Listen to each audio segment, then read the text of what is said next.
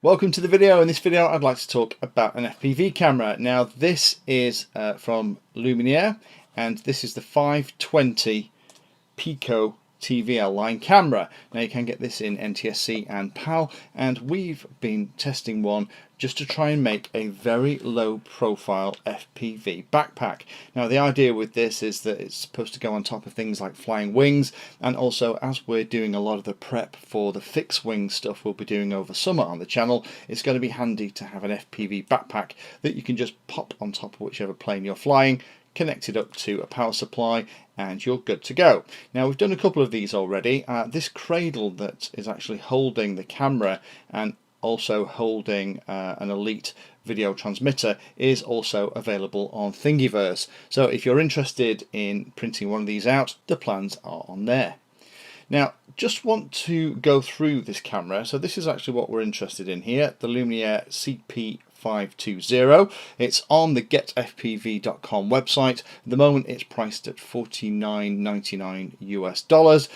And as a normal FPV camera it works great. It's one of those that comes with a standard servo style plug at the end, and a lot of the transmitters now these days come with those kind of connectors on it already, so you just simply snap the camera into the video transmitter and you're good to go.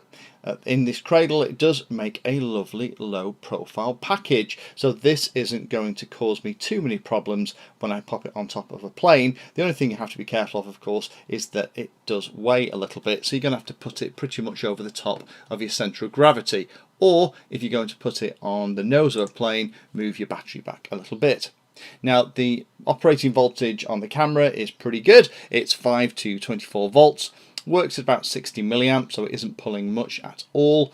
It's about 520 TV lines and weighs about 4.5 grams, so it's a lovely little camera. Originally the idea I had for this was to pop it onto a really small brushed quadcopter.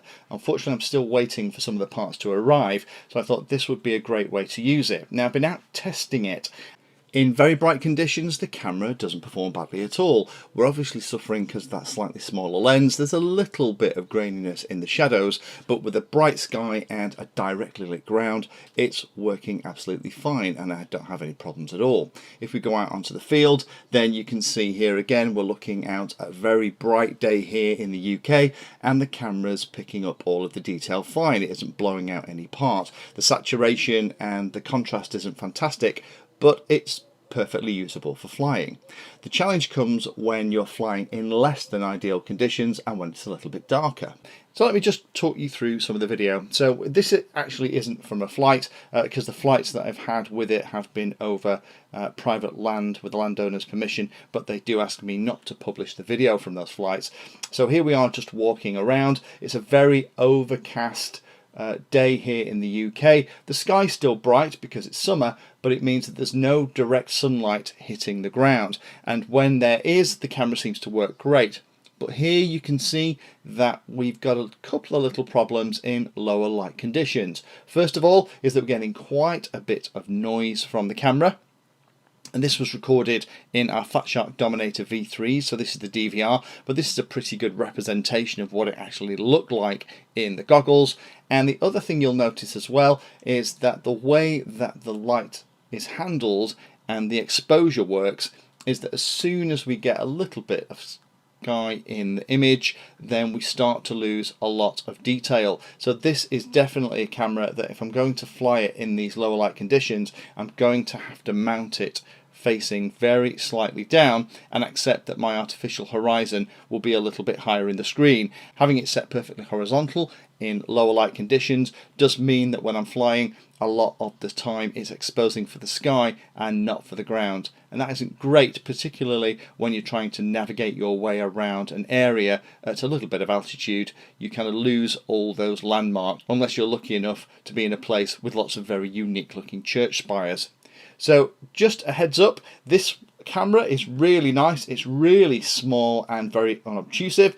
You could easily mount this onto a model and just cut a very small hole for it to poke through and have a really neat FPV setup. But do be a little bit careful. If you're going to use this, then make sure that you're using it on a bright sunny day. If it is a little bit overcast, then you might have to adjust the camera slightly to make sure that the exposure is working okay and you don't lose all of your ground detail.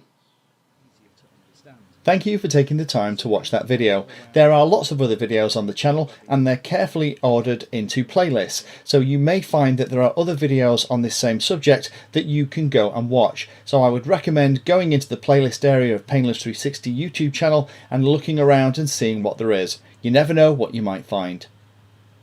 Thanks for watching. Please like, subscribe, and happy flying.